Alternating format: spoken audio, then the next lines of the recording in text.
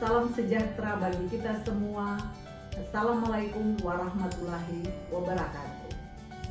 Om Swastiastu, Namo Buddhaya, salam kebajikan. Perkenalkan, nama saya Yola Taramoy. Saya adalah salah satu dosen tetap pada program studi Diploma 3 Kesehatan Gigi Poltekkes Kemenkes Manado. Sebagai dosen, bidang keahlian saya adalah kedokteran gigi komunitas atau kesehatan gigi masyarakat dan pencegahan. Saya diberikan tugas untuk mengampu beberapa mata kuliah, yaitu mata kuliah pencegahan penyakit gigi dan mulut, perlindungan khusus kesehatan gigi, ilmu penyakit gigi dan mulut, dan mata kuliah asuhan kesehatan gigi dan mulut masyarakat. Pada kesempatan ini, saya ingin menyampaikan pernyataan diri dosen dalam unit kerja Tridharma Perguruan Tinggi atau PDD UKTPT di bidang pengajaran, khususnya mata kuliah pencegahan penyakit gigi dan mulut. Mata kuliah pencegahan penyakit gigi dan mulut ini penempatannya ada di semester 4 dengan jumlah SKS 3 SKS yang terdiri dari 1 SKS teori dan 2 SKS praktek. Mata kuliah ini merupakan salah satu mata kuliah yang wajib dan sangat penting dalam kurikulum Diploma 3 Kesehatan Gigi Poltekkes Kemenkes karena mata kuliah ini merupakan landasan dalam membentuk kompetensi mahasiswa sebagai tenaga kesehatan gigi yang mampu melakukan pencegahan penyakit, deteksi dini, penilaian risiko, edukasi pasien, dan tindakan preventif berbasis bukti. Penguasaan mata kuliah ini mendukung pencapaian profil lulusan yang kompeten dalam memberikan pelayanan kesehatan gigi yang berorientasi pada peningkatan derajat kesehatan masyarakat serta sejalan dengan paradigma pelayanan kesehatan modern yang mengutamakan pencegahan daripada pengobatan. Pencapaian pembelajaran mata kuliah pada mata kuliah ini terdiri dari 2 poin. Yang pertama, mampu melakukan intervensi atau implementasi asuhan kesehatan gigi dan mulut individu, keluarga, kelompok, dan masyarakat sesuai kewenangannya.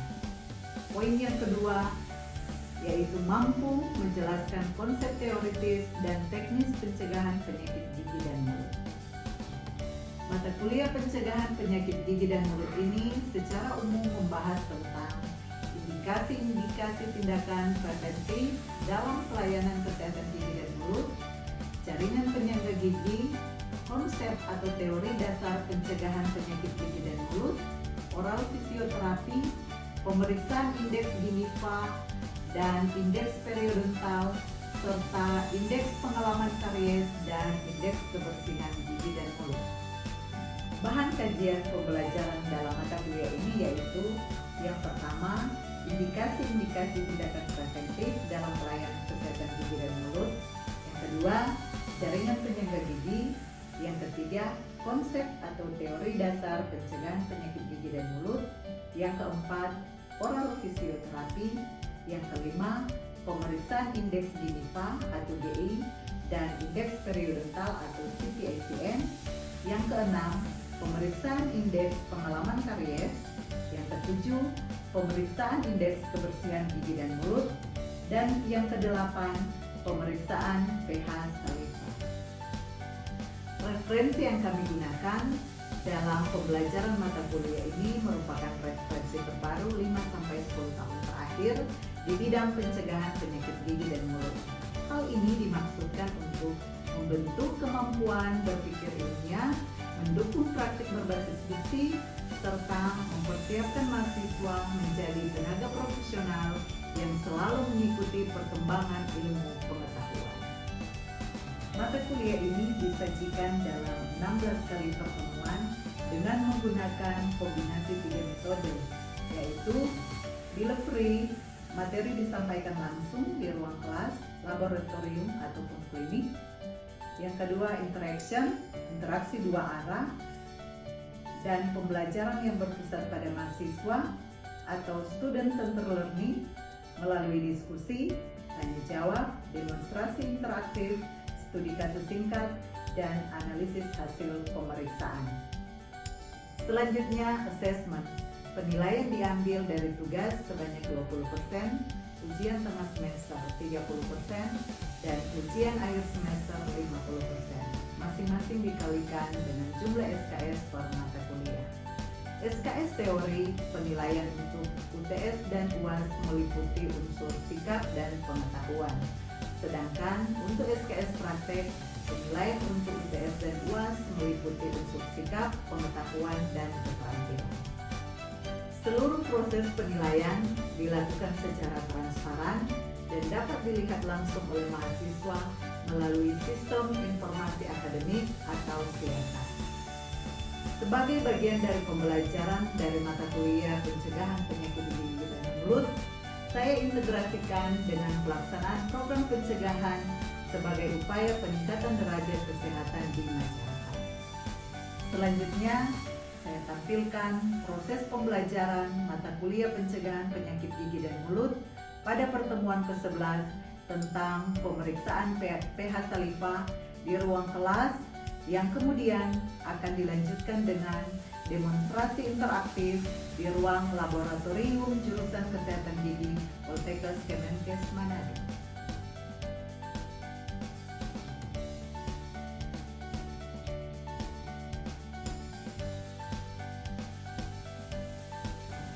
Selamat siang. Siang, Ibu.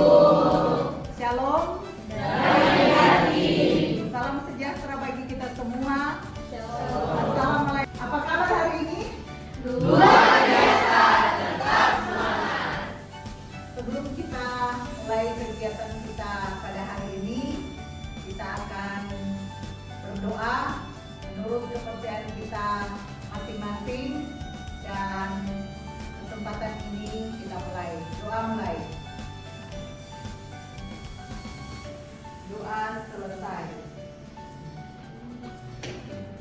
Hari ini kita bertemu kembali dalam mata kuliah pencegahan penyakit gigi dan mulut, dan pada saat ini kita masuk pada pertemuan ke-11.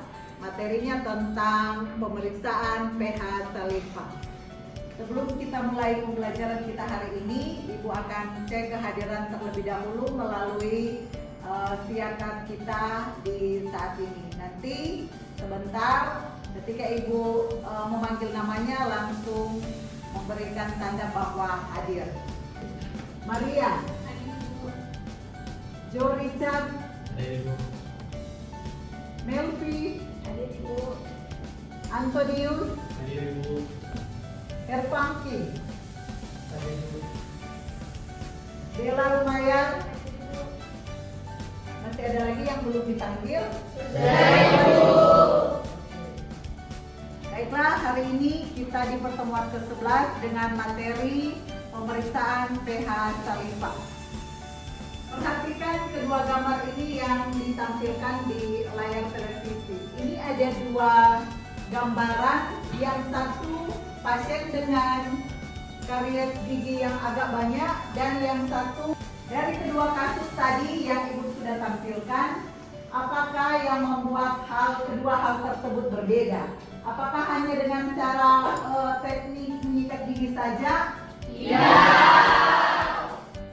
Jika tidak, apa kira-kira faktor yang menyebabkan sampai kedua kasus tersebut berbeda?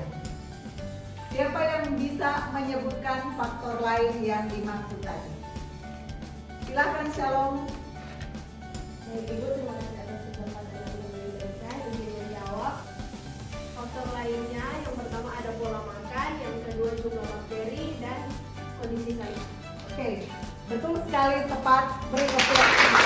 Sebelum kita melakukan praktikum pemeriksaan pH saliva, kita akan membahas dulu apa yang dimaksud dengan saliva itu sendiri, kemudian pH saliva seperti apa, fungsinya apa, dan cara membaca interpretasi hasil dari pemeriksaan kita akan bahas bersama. karena pemeriksaan pH saliva ini adalah sangat penting untuk menentukan atau dalam rangka kita menilai resiko kejadian karies. Jadi saliva ini memegang peranan penting dalam proses pencegahan penyakit gigi dan mulut karena saliva mempunyai banyak sekali fungsi yang bermanfaat bagi kesehatan gigi dan mulut kita. Atau saliva ini perannya ini agak banyak. Salah satu perannya yaitu membersihkan rongga mulut atau yang sering kita kenal dengan self cleansing. Apa? Self cleansing. Self cleansing ini perannya adalah dapat menghilangkan sisa makanan, bakteri dan debris sehingga bisa menghambat pembentukan terjadinya plak dan debris. pH saliva merupakan ukuran derajat keasaman atau kebasahan saliva dengan skala penilaian angkanya dari 0 sampai dengan 14. Nilai normal dari pH saliva ini berkisar dari 6,8 sampai dengan 7,6. Faktor-faktor yang dapat mempengaruhi pH saliva. Nilai pH saliva ini dapat dipengaruhi bukan hanya dengan teknik menyikat gigi, tapi juga ada faktor lainnya seperti yang sudah dijawab oleh teman kita tadi di saat pembukaan. Jadi faktornya ada jenis makanan dan minuman yang sering kita konsumsi itu dapat mempengaruhi pH saliva. Kemudian laju aliran saliva. Dan yang ketiga adalah usia juga ini bisa mempengaruhi pH saliva. Dan ketika kita menggunakan atau mengkonsumsi obat-obatan, dia bisa berdampak dan membuat perubahan pada pH saliva. Selanjutnya, hal lain yang dapat mempengaruhi pH saliva adalah kebersihan rongga mulut, kemudian kondisi kesehatan. Jadi misalnya ada pasien dengan diabetes mellitus, ini dapat mempengaruhi pH saliva dalam mulut kita. Bagaimana cara kita melakukan pemeriksaan pH saliva? Ini sangat-sangat mudah dilakukan. Kita hanya perlu menyiapkan pH strip, kemudian wadah untuk menampung saliva itu sendiri. Dan cara pemeriksaan pH saliva ini ada dua. Jadi pemeriksaan pH saliva yang terstimulasi dan juga yang tidak terstimulasi. Nanti sebentar kita akan coba praktekkan, demonstrasikan cara pemeriksaan pH saliva yang tidak terstimulasi. Nah, setelah saliva dikumpulkan, kemudian kita letakkan strip untuk pengukuran pH saliva dan ditunggu beberapa detik, baru hasilnya dibaca. Dan kalau hasilnya sudah keluar, dicatat pada lembar pemeriksaan. Setelah tadi Ibu sudah menyampaikan materi tentang pemeriksaan pH saliva, apakah ada yang masih kurang jelas dan ingin bertanya? Silakan. Silakan. Sebelumnya perkenalkan, nama saya Dian Demonstrasi. Izin bertanya, apa yang akan terjadi jika pH saliva rendah? Terima kasih, pertanyaan yang bagus. Ketika pH saliva kita itu rendah, maka hal ini akan memicu terjadinya yang dinamakan demineralisasi. Apakah masih ada yang ingin bertanya? Silakan. Baik, perkenalkan nama saya Aura Marente. Izin tanya Ibu, bagaimana cara menjaga pH saliva agar tetap normal? Oke, terima kasih pertanyaan yang bagus.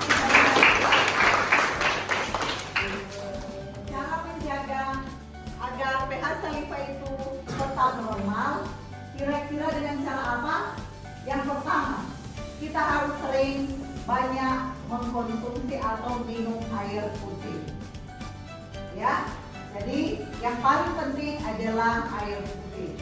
Selanjutnya, kita harus mempertahankan keadaan dalam rongga mulut kita agar tetap pH dalam keadaan normal dengan tidak mengkonsumsi makanan-makanan yang memicu terjadinya penurunan dari pH saliva. Tadi sudah ada 2 penanya, masih ada lagi yang mungkin ingin ditanyakan dan masih kurang jelas? Saya Ibu. Silahkan. Terima kasih atas kesempatan Ibu. Yang menjadi pertanyaan saya di sini, di angka berapakah pH saliva bisa dikatakan kritis? Oke, pertanyaan yang bagus. Terima kasih, silakan duduk. Terima kasih Ibu. Jadi, pH saliva dikatakan kritis jika berada di angka 5,5 ke bawah. Ini Bu, Ya, silakan. ini Bu untuk melanjutkan pertanyaan dari teman saya Yul. Pertanyaan itu, apakah yang akan terjadi jika pH saliva yang kritis dipasang? Oke, terima kasih pertanyaan yang bagus. Luar biasa. Silakan duduk, terima kasih.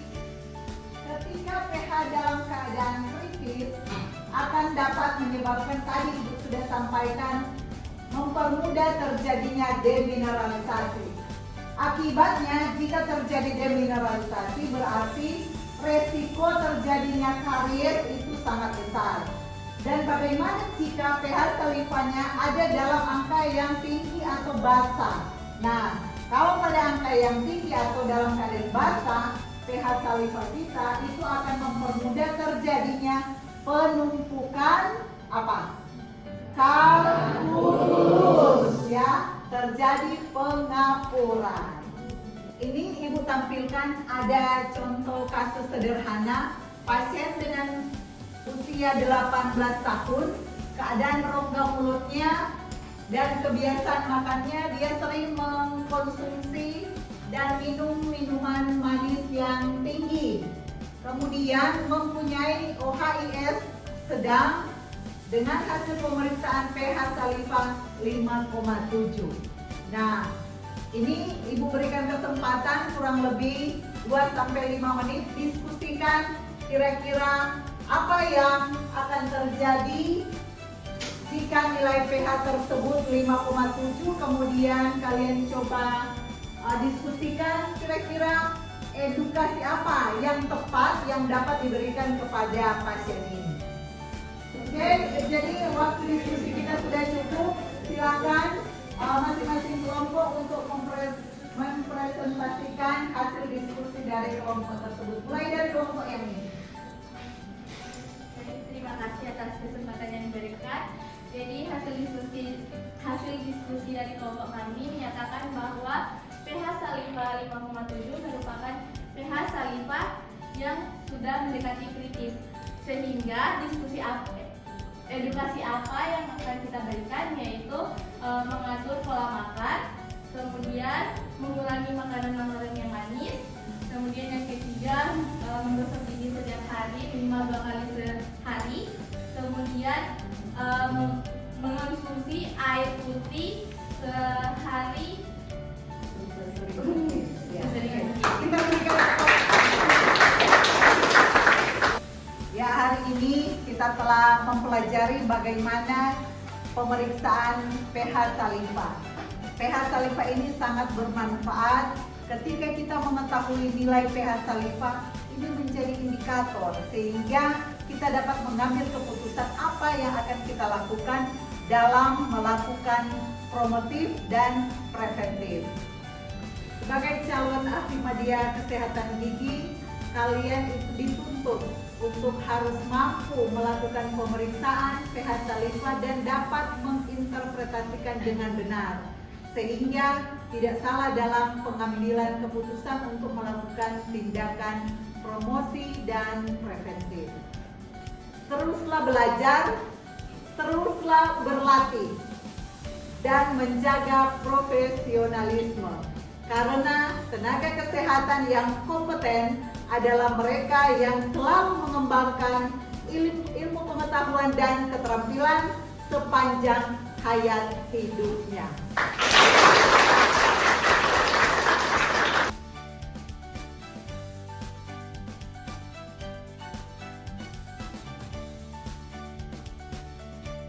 Ya baiklah, sekarang setelah kita menerima materi tentang bagaimana cara pemeriksaan pH salivah. Sekarang kita akan peragakan. Ibu akan peragakan bagaimana proses pemeriksaan pH salivah.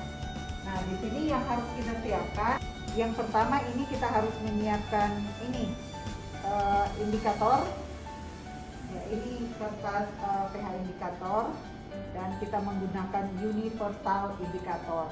Nah, selain itu kita juga butuh wadah bersih untuk menampung salivah. Nah, kemudian ada tisu dan yang paling penting juga adalah stopwatch untuk mengukur karena kita akan melakukan penampungan salivah dari pasien sehingga menggunakan stopwatch. Jadi kita akan melakukan pemeriksaan pH salivah tanpa stimulasi. Jadi yang pertama pasien harus dikondisikan kurang lebih 1 jam tidak makan, kemudian tidak minum dan tidak merokok. Tapi ini kan tidak merokok kan. Jadi kita hitung dari sekarang, kumpulkan salivah berdiri agak tegak, sandaran saja, menunduk sedikit. Nah, kita hitung dengan stopwatch dari sekarang selama kurang lebih 2 menit.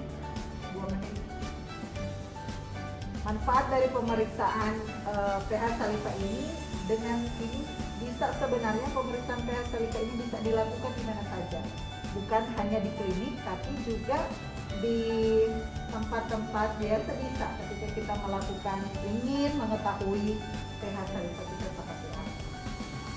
Ya, ini sudah cukup, sudah 2 menit. Mari silakan menunda di sini.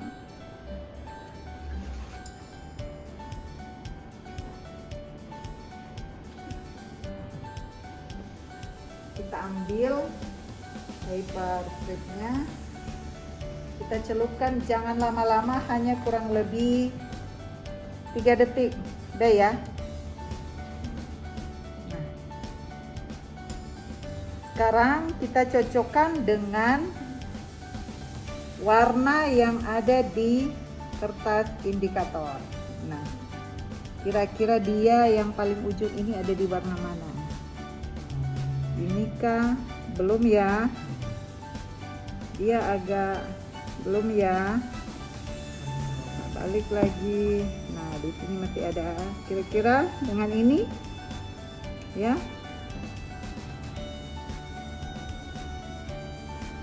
Jadi nilai pH-nya ini ada di angka, nah ini cocok ya. Berapa? 10, 9 ya, 9. Jadi pH salivah dari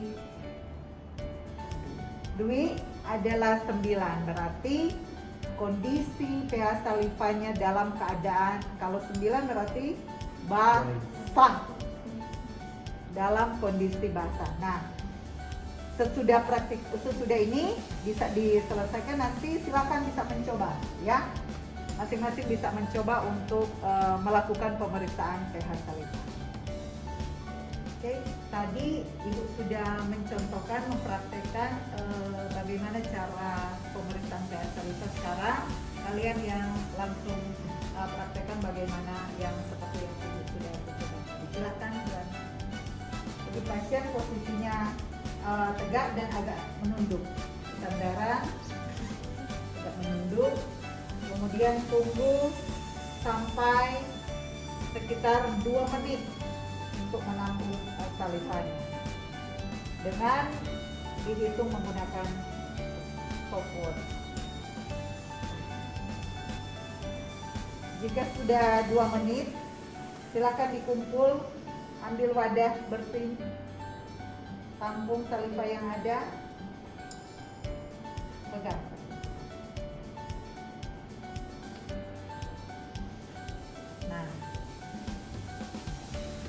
Jika sudah, ambil kertas indikatornya, pegang di situ.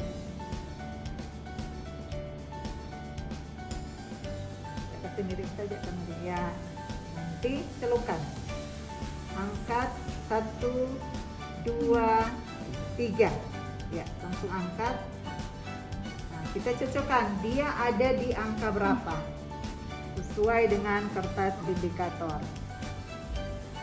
Lepas. Nah, dia ada di angka mana yang cocok? Ya, teman-teman bisa bantu mana yang cocok? Di angka 8. 8. Oke. 8 atau 7? 7. Ya. Ya, sudah. Oke. Jadi pH saliva dari Erika ada di angka 7. Jadi pemeriksaan pH saliva bisa dilakukan bukan hanya di klinik, tapi ketika kita ada pasien datang ke klinik, bagaimana kita memberikan edukasi kepada pasien, memberikan tindakan pencegahan promotif apa berdasarkan kita bisa lihat berdasarkan pH saliva. Nah, ini sangat mudah pemeriksaan. Jadi tadi Joanna sudah selesai, sudah melakukan praktikum. Silahkan dilanjutkan dengan teman-teman yang lain untuk saling memeriksa pH saliva antar teman. Jadi tadi hasil pemeriksaan pH saliva dari Claudia 8. Oke, 8 itu di angka basah atau asam? Basah ya. Nah, ketika kita mendapat pasien dengan pH saliva yang basah, berarti kita punya rencana apa untuk pasien yang punya kondisi seperti ini. Itu yang harus kita tentukan supaya perawatan kita akan berhasil.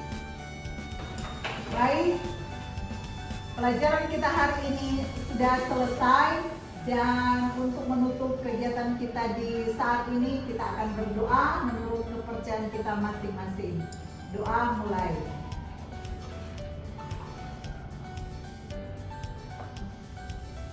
Doa selesai.